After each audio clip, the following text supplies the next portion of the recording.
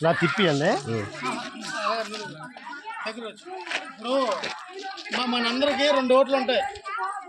ఒక ఓటేమో బొత్స సత్యనారాయణ గారికి, ఇంకో మన ఈవీఎం ఇలా ఉంటుంది. దీని మీద 3వ నెంబర్ సీరియల్ నెంబరు. దీనిపైన ఇగో ఇలా నొక్కితే బీఫ్ సౌండ్ వస్తుంది. ఇలాగ వస్తేనే మనం ఓటు పడినట్టు.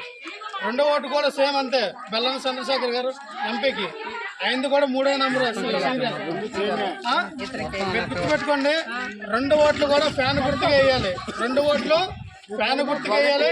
1 బొత్స సత్యనారాయణ గారికి, 2 బెల్లని చంద్రశేఖర్ గారికి. వీళ్ళిద్దరూ మనం గెలిపించుకుందాం. మరలా సీఎం జగన్మోహన్ రెడ్డి గారు మనకి సీఎం అయితే ఖచ్చితంగా మన పేద బడుగు బలహీన వర్గాల యొక్క ఏవైతే మన సమస్యలు ఉన్నా మన అన్నీ తీరుతాయి.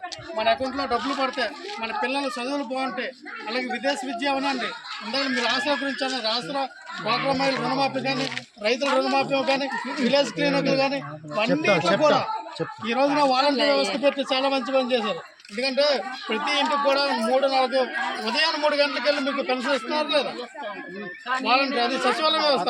ఇదివరకు డెత్ సర్టిఫికేట్, బర్త్ సర్టిఫికేట్ ఇవన్నీ కావాలంటే మనం మండలం చుట్టూ వారం 10 రోజులు తిరిగితే కానీ మనకు వచ్చేవి కాదు. కానీ వీళ్ళు పుణ్యం అని ఈ రోజు మనకి గంటలోనే వస్తాయి. సో ఇటువంటి పరిపాలన మనకు కావాలి కాబట్టి మనందరం కూడా జగన్మోహన్ రెడ్డి గారికి సపోర్ట్ చేద్దాం. మనకున్నటువంటి 2 ఓట్లు కూడా మీ ఊర్లో ఎంతమంది అయితే ఇళ్ళు ఉన్నాయో మీరందరూ కూడా 1 ఓటు కూడా టీడీపీ కలగదు. ఎందుకంటే ఈ రోజున శనసీని గారు లాంటి నాయకత్వం అనేది, బొత్స సత్యనారాయణ లాంటి అందుబాటులో ఉన్న నాయకులు అవనండి ఎవరు కాదు. ఇక్కడ ఎవరో ఇక్కడ శ్రీకాకుళం నుంచి వచ్చారు.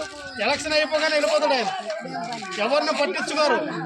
ఇక్కడ అన్నాన పిల్లగానే శనసీని గారు ఉంటారు, బొత్స సత్యనారాయణ గారు ఉంటారు, బెల్లని చంద్రశేఖర్ చీపురు పిల్లలు ఉంటారు. సో మన స్థానిక నాయకులకి మనం ఓట్లు వేద్దాం. ఎలక్షన్ అయిపోగానే వెళ్ళిపోయిన నాయకులు మనం ఓట్లు వేద్దాం. ఎందుకంటే మన కష్ట సుఖాల్లో వాళ్ళు ఉండరు.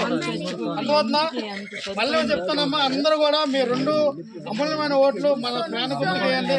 మన అభ్యర్థులు గెలిపించండి. మన గుర్తు